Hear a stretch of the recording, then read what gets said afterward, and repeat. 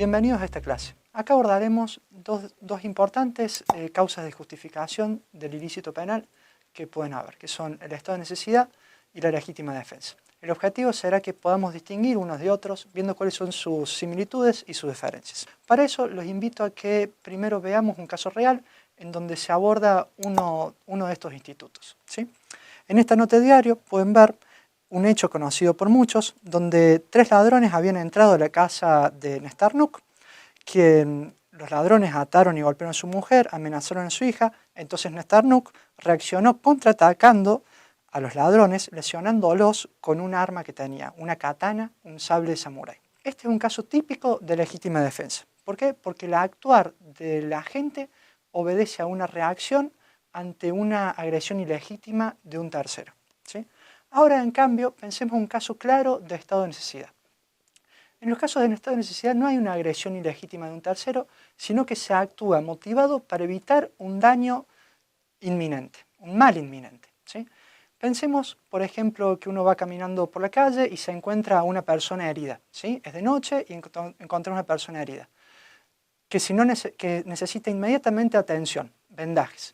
Entonces no queda otro remedio que romper el vidrio de una farmacia, entrar, sustraerle elementos necesarios y atender a la persona. El dueño de la farmacia no tenía ningún tipo de responsabilidad o no había agredido legítimamente a la persona herida, pero aún así el derecho justifica esta acción en base al estado de necesidad. Veamos cuáles son las similitudes y diferencias entre estado de necesidad y legítima defensa. En ambos se puede actuar para defenderse o salvarse uno o a terceros. A su vez, en ambos el mal o la agresión legítima tiene que ser inminente y actual, no lejana y no tampoco ya que haya sucedido, ¿sí? Inminente y actual. A su vez, no se puede ser responsable del daño del mal acechante. Por ejemplo, no me pueden parar en estado de necesidad si yo mismo lesioné a esa persona que estaba ahí en la calle, ni tampoco haber provocado suficientemente la agresión que después me viene en mi contra. Yo no me puedo parar en legítima defensa si yo agredí a quien después me agrede y en las agresiones él resultó lesionado. Ahora veamos las diferencias fundamentales entre la legítima defensa y el estado de necesidad. En la legítima defensa se actúa motivado ante una agresión ilegítima. Y es esta ilegitimidad de la agresión la que después se deriva el resto de los requisitos. Quien agrede ilegítimamente se posiciona en un lugar donde el derecho le brinda menos protección que a quien se defiende, ¿sí? Por lo tanto, solo se exige que el medio utilizado para defenderse sea racional. No se permite la defensa con un medio irracional. Si me van a pegar una cachetada, yo no me puedo defender con una metralleta. Ahora, solo se exige que el daño causado con la acción defensiva sea proporcional en relación al evitado. No se exige que sea menor o igual.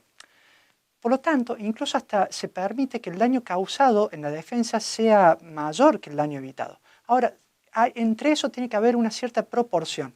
Si me iban a pegar una cachetada, yo no puedo después alegar legítima defensa cuando maté a la otra persona.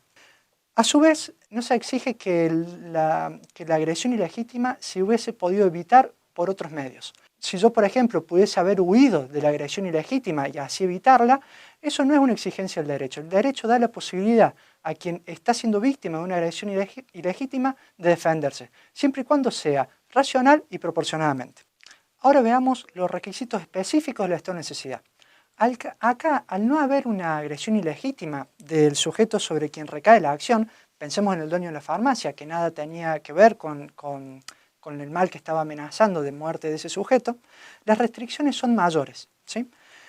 Acá sí tiene que haber imposibilidad de evitar el mal por otros medios. Si, por ejemplo, cuando yo encuentro a la persona tirada en la calle, lastimada, veo que al lado hay un hospital y lo tendría que llevar primero ahí antes que dañar la farmacia, ¿sí? Era evitable el daño causado por otros medios. Y por otro lado, el segundo requisito fundamental es que el mal causado tiene que ser menor que el evitado. Solo así, si el mal causado en la acción en estado de necesidad, en el actuar salvador, es menor que el evitado, el actuar podrá ser justificado en el estado de necesidad. Vistos estos conceptos, los invito a que realicen la siguiente actividad de transferencia.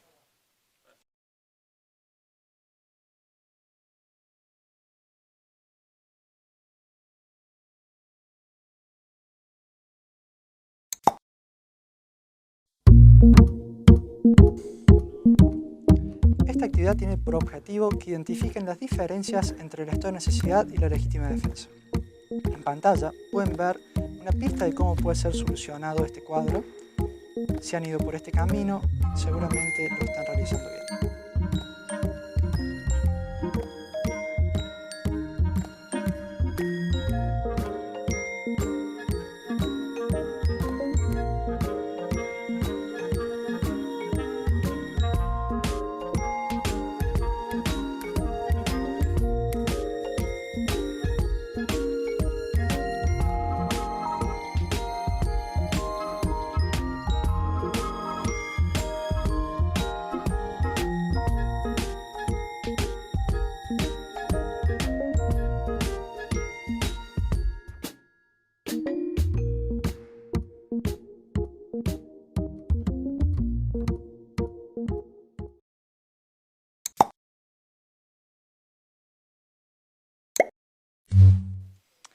En esta clase abordaremos la culpabilidad, el último eslabón de la teoría de análisis de la teoría del delito. ¿Sí? Ya estamos ante un injusto penal, restará ver si es culpable o no es culpable. La culpabilidad funciona como un filtro para no atribuir responsabilidad penal a quien es inimputable o a quien no se le puede exigir que haya obrado de otro modo.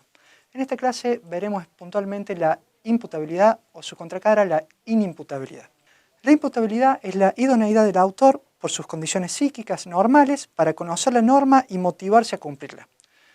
En contraposición, es inimputable quien no estaba en condiciones psíquicas de conocer la norma o de motivarse a cumplirla. ¿Sí? Atribuir responsabilidad penal a una persona necesariamente requiere que tenga estas actitudes, de comprender la norma y de motivar sus acciones, y de dirigir sus acciones. Esto parte del principio de culpabilidad que ustedes ya lo conocen. Ahora veamos un video que nos puede ayudar a representarnos un caso de inimputabilidad.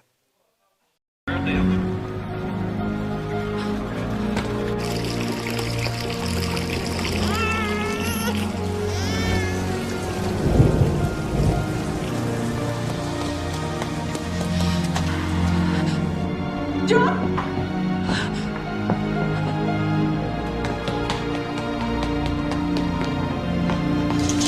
lo cerré!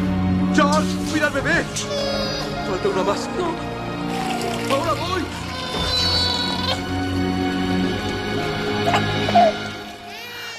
Ya, bebé. No. Charles lo cuida, no pasa nada. No hay nadie aquí. Pobrecito. Charles lo cuida. No hay nadie aquí. ¿No puedes verlo? Porque es invisible. Yo puedo verlo por un químico que llegó a mi sangre cuando mi implante se disolvió. No te lo dije porque te protegía. ¿Sabía lo que estaba haciendo el personaje de esta película? ¿Es responsable, por ejemplo, de tentativa de homicidio por falta de los deberes a su cuidado, cuando nos decía que al bebé lo estaba cuidando su amigo imaginario? Aquí se observa un caso claro de inimputabilidad por falta de salud mental.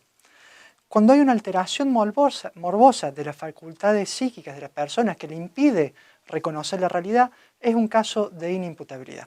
Casos de esquizofrenia, de enajenados mentales, son casos de inimputabilidad. ¿Por qué? Porque no hay representación de la realidad. En igual sentido, tiene que tratarse a los casos de insuficiencia mental, ¿sí? Aquellos casos de idioticia o de debilidad mental, si no pueden tener aptitud para conocer la norma o dirigir sus acciones y representarse la realidad, son casos de inimputabilidad. Ahora, veamos otras causas. Por ejemplo, los menores de edad. Un niño que roba a otro, ¿sí? Un menor de 16 años que roba a otro. El derecho presupone, y sin prueba contrario, que todos estos casos no son pasibles de tener responsabilidad penal. Son todos casos de inimputabilidad. Ahora, ¿qué pasa con los estados de inconsciencia causados por el consumo de drogas y alcohol? Una persona que comete un delito y en un estado absoluto de inconsciencia. Acá, para que proceda la excusa de inimputabilidad, ese estado de conciencia no tuvo que haber sido autoprovocado por el sujeto para cometer el delito. Si uno se droga o se alcoholiza para ir a cometer un delito, después no puede excusarse por inimputable y va a responder penalmente por el hecho cometido. Esto es lo que se conoce como actio libera in causa. Vistos estos conceptos, los invito a que realicen la siguiente actividad de transferencia.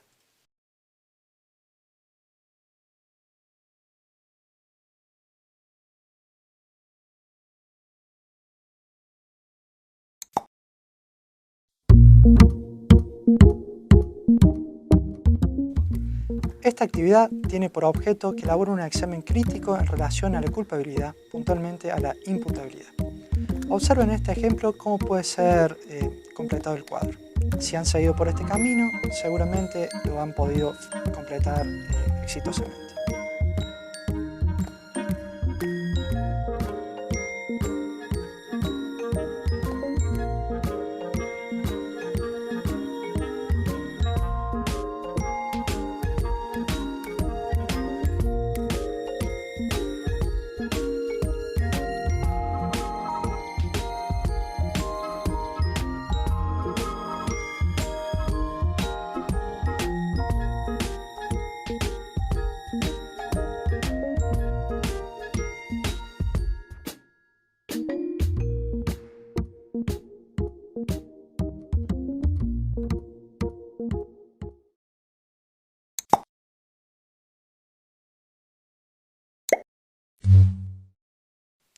Continuamos con la clase. Ahora abordaremos las etapas de realización del delito, el iter criminis. El objetivo será que podamos identificar una etapa de otra. Para eso los invito a que hagan una línea de tiempo junto conmigo. En una primera etapa, en una etapa interna, tenemos a los actos de pensar, de imaginar, de decidir cometer el delito, cómo hacerlo, planificarlo. En realidad no son actos, son pensamientos, transcurren en una fase interna de la persona y por eso no son punibles, ¿sí? No hay exteriorización y por el principio de exteriorización no pueden ser punibles. Después de eso ya pasamos a una etapa externa. Primero, en la etapa externa tenemos los actos preparatorios del delito. Salir a buscar una máscara, una soga, una cinta para atar a la víctima, ir a la ferretería y comprar todo eso. Todos estos actos en sí de preparación para el delito, que ya tengo decidido cometer, no son punibles. ¿Por qué? Porque no producen lesividad alguna y por el principio de lesividad estas conductas no pueden ser delito, salvo que estén expresamente previstas como delitos por el Código Penal, como por ejemplo la asociación ilícita. El 210 del Código Penal establece que si un número determinado de personas se reúnen para planificar y cometer delitos, eso es una conducta penalmente reprochable. Entonces, en principio, los actos preparatorios no son punibles. Después, en la etapa externa, ya tenemos una etapa externa punible, que es cuando hay un principio de ejecución del acto, ¿sí? ¿Cuándo hay principio de ejecución? Cuando hay actos demostrativos de la intención delictiva del agente, ¿sí? No necesariamente realizar el verbo típico, por ejemplo, tironear la cartera, sino cualquier acto que ya demuestre esa intención delictiva. Si a mí me agarran forzando una cerradura de un auto, no me van a imputar el daño de la cerradura, posiblemente me imputen tentativa de robo de un vehículo dejado en la vía pública. Ahora, un delito que ya ha empezado a ejecutarse puede que no llegue a consumación. Y eso puede suceder por desistimiento o por causas extrañas a la voluntad de la gente. El desistimiento tiene que ser voluntario y en los casos de desistimiento el Código Penal establece que no va a haber pena para el agente que oportunamente desistiere. Ahora, hay que diferenciar qué clase de desistimiento tiene que ser, si tiene que ser activo o pasivo. Si estamos ante un caso de tentativa inacabada, donde yo no había hecho todo lo que tenía que hacer para que se produzca el resultado, por ejemplo, había agarrado mi arco y mi flecha y había apuntado a una persona, pero todavía no disparé, basta con que no dispare para desistir voluntariamente. Ahora, si es un caso de tentativa acabada, donde yo ya había hecho todo lo que tenía que hacer para que se dé el resultado, tendría que actuar activamente para desistir voluntariamente. Entonces, si yo ya disparé la flecha, le tendría que gritar a la otra persona para que no se produzca el resultado y esquive la flecha. Ahora, la falta de consumación puede ser también por causas ajenas a la voluntad de la agente. Y acá hay que distinguir dos circunstancias. Cuando la conducta de la agente era idónea para causar el resultado, pero el mismo no se produjo, porque por ejemplo el policía lo agarró justo intentando robar, sería un caso de tentativa idónea, ¿sí? y ahí el Código Penal establece una pena menor. Esos son los casos de tentativa propiamente dicha. Ahora, tenemos también casos de delitos imposibles o de tentativa inidónea, que son los casos en los cuales nunca hubo oportunidad de que se realizara el delito. Por ejemplo, intento hacerle un aborto a una persona que no está embarazada, intento matar a alguien con azúcar. Son casos en donde nunca hubo oportunidad de que se realizara el delito, pese a yo haber hecho todo lo que tenía a mi alcance. A continuación podremos ver un video que nos grafica esta última situación.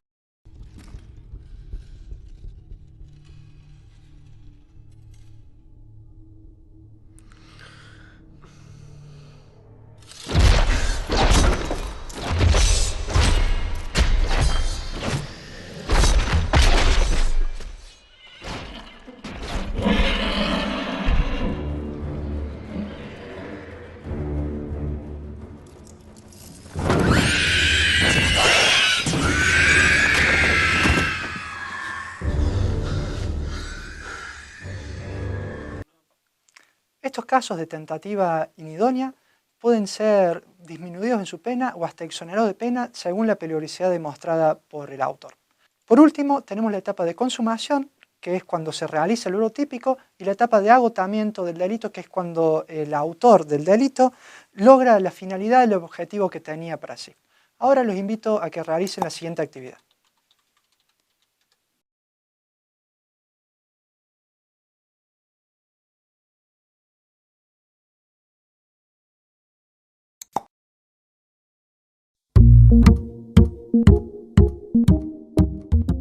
Esta actividad tiene por objetivo que ustedes realicen un listado cronológico de las distintas etapas de la realización del delito.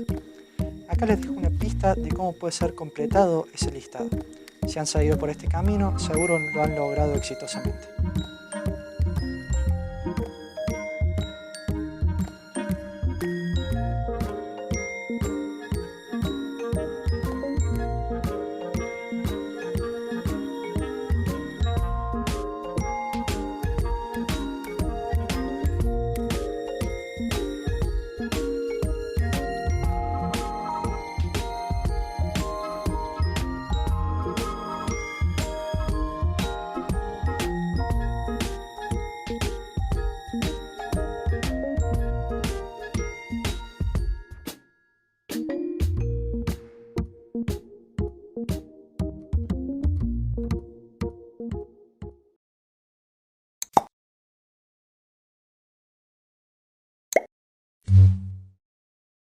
Siguiendo esta clase, abordaremos algunos conceptos de participación y otros de concursos de delitos. El objetivo será que puedan ver en casos reales cómo se aplican unos y otros. Al derecho penal no solo le importa perseguir a quien realiza el verbo típico, sino muchas otras veces a quienes han participado de alguna forma en la comisión del hecho. Hay participación criminal cuando varias personas intervienen como sujetos activos en el proceso de comisión de un hecho típico. Acá los requisitos son dos: que haya comunidad de hecho y convergencia intencional, que sea para el mismo hecho y que estén de acuerdo en cometer todos juntos ese hecho. Existen distintas formas de intervención en un hecho delictivo. El primero es el autor, es quien realiza el verbo típico, por ejemplo, quien sustrae la cartera. Después pensemos en casos de múltiples autores, casos de coautoría. Acá puede suceder que entre varios realicen el verbo típico, como por ejemplo golpear a una persona, o que uno de ellos realice el verbo típico y el otro ayude de alguna forma en el tramo ejecutivo a esa realización. Por ejemplo, pensemos el caso de dos personas que salen a robar en moto, uno maneja y el otro arrebata la cartera. En este último caso, se puede definir como coautoría a quien toma parte en la ejecución a través de una acción no consumativa, pero coadyuvante y convergente con ella. Después, podemos analizar casos de participación necesaria, ¿sí?, que es quien efectúa un aporte o colaboración indispensable, anterior o concomitante, que resulte aprovechado por el autor en el momento del hecho o en el tramo ejecutivo. Es aquel aporte que permite que el hecho se realice como se realizó, ¿sí? Si por ejemplo yo le doy un arma para que otro vaya a robar con arma, le estoy dando un aporte sin el cual ese hecho posterior no se hubiese realizado como se realizó. Si hago de campana, vigilo a las afueras de un lugar para que adentro roben con tranquilidad, Esa tranquilidad que yo les aporto a los de adentro permite que el hecho se realice como se realizó. Entonces ese aporte necesario que permite eso sería un caso de participación necesaria. Al partícipe necesario, al coautor y por supuesto al autor les corresponde la misma pena, es la misma pena que al autor. Después tenemos casos de participación secundaria. El que coopera realizando cualquier aporte no aprovechado en el tramo ejecutivo del hecho sería un caso de participación secundaria. Puede ser incluso un aporte realizado con posterioridad al hecho, siempre y cuando sea con promesa previa. Entonces, si yo acuerdo con un grupo de ladrones recibirles las cosas que robaron después de sucedido el hecho, sería un caso de participación secundaria. Y por último tenemos casos de instigación. La instigación es que una persona determina a otra a cometer un delito. Si yo convenzo a alguien de que vaya y mate a su padre para poder cobrar la herencia, sería un caso de instigación y también tiene la misma pena que el partícipe necesario y que los coautores. El caso del partícipe secundario tiene una pena menor que todo el resto. Por último, veamos algunos conceptos de pluralidad delictiva. Si un mismo hecho encuadra en distintas figuras penales, puede suceder que sea un caso de concurso aparente o un caso de concurso ideal. ¿Cuándo será concurso aparente? Cuando en realidad de esas distintas figuras penales se aplica solo una, ¿sí? Porque desplaza el resto, porque es más específica. Entonces, por ejemplo, si una conducta encuadró al mismo tiempo en lesiones y hurto, y lo más seguro es que se encuadre al final en la de robo, que comprende la violencia de las personas y la sustracción ilegítima. Ahora, sería un caso de concurso ideal si las figuras no se desplazan entre sí, si coexisten en la imputación. Entonces, si por ejemplo, yo me quiero resistir a la autoridad, pero en vez de quedarme quieto, no hacer caso, decido golpear y causar lesiones leves, me corresponde que me imputen de ambos hechos, de resistencia a la autoridad y de lesiones leves. ¿Por qué? Porque no hay ninguno de los dos que comprenda o absorba a la otra figura. Eso sería un caso de concurso ideal. Hemos finalizado esta clase donde han tenido oportunidad de evaluar sus conocimientos y están en condiciones de realizar la actividad integrada.